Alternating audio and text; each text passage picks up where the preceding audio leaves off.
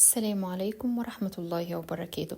لو محتارة في العشاء، محتارة في سناك لولادك، تعالي أقولك نعمل إيه.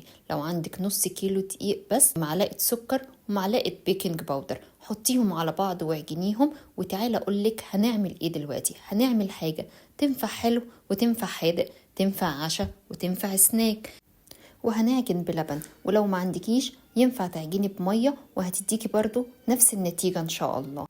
لو بدأتي معايا بقى الوصفة ما تنسيش تعملي لايك للفيديو واشتراك في القناة لو لسه ما اشتركتيش.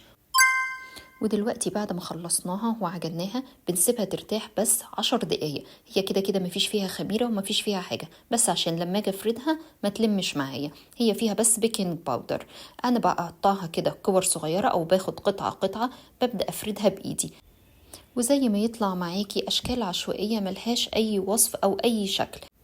لكن لو جايلك في ضيوف وما عندكيش حاجة تقدميها لهم، هنعمل نفس الوصفة بس هتاخدي حتة منها كده وتفرديها على الرخامة، وبدأي بقى اعمليها بأي أشكال أو أي قطعات عندك في البيت. ما عندكيش قطعات أو أشكال، ممكن تستعملي مج او تستعملي حتى لو غطا برطمان، هيديكي برضو العجينة على شكل دواير. طيب، وممكن كمان تزودي القيمة الغذائية بتاعة الوصفة دي لو عايزة تستعمليها كعشاء للولادك. ممكن تزودي بيض او تزودي تعجني بلبن بس من غير مية، وممكن كمان تزودي علبة زبادي في العجينة. كل الحاجات دي بتزود القيمة الغذائية وبتديها طعم احلى كمان. انا حطيت هنا المكونات الاساسيه اللي هي البيكنج باودر عشان تبقى هشه ومش مكتومه وخفيفه، وحطيت معلقه السكر لان هي ممكن تتاكل ساده كده بس من غير ما اضيف لها اي اضافات بعد ما تستوي ان شاء الله. ودلوقتي بقى انا خلصت كده كل العجينه اهوت، كله اتعمل. دي اللي كانت بالقطاعه، وديت اللي هي بالاشكال العاديه الهلاميه زي ما طلعت معايا. اما التسويه بقى فهتكون يا اما في اير فراير ترشيها بزيت وتحطيه، مش هياخد بالظبط 10 دقايق، او في زيت غزير على النار ولازم يكون سخن. نبدأ نحط قطعة قطعة كده زي ما انت شايفة، وما نحطش كتير عشان برضو ما يلزقش في بعضه. ولازم نقلبه على طول باستمرار عشان هو مش هياخد دقيقتين بالظبط على كل وجه، وهيبدأ ياخد اللون الذهبي الجميل. بعدها نطلعه يا إما على مناديل يا إما على شبكة عشان يصفي أي نقطة زيت تكون زيادة فيه.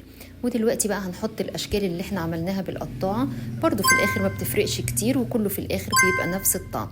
بس لو عندك وقت اعمليها، زي ما قلتلك جايلك ضيوف اعملي الأشكال دي. ودي من الحاجات اللي ممكن ولادك يساعدوكي فيها، بعيدا عن الزيت والبوتاجاز. مجرد بس ان هم يقطعوا ويفردوا معاكي هيحسوا بإنجاز، وهتديهم كمان ثقة في نفسهم عالية قوي. دلوقتي بقى الحمد لله خلصنا كل القلي وكل التحمير. دلوقتي بقى تعالي نقدم الله أحلى صينية ممكن تتعشوا بيها، أحلى صينية ممكن تقدميها لضيوفك، طري وهش وخفيف. تاكليه بقى حادق مع جبنة، تاكليه سادة، تاكليه ممكن مع سكر بودر، عندك صوص كراميل، صوص شوكولاتة، زي ما يعجبك. ولو ركزتي في أشكال الفطير مش هتلاقي أي فرق بين الطبقين، اللي هو اللي اتعمل بالقطاعة واللي اتعمل بفرد على الإيد.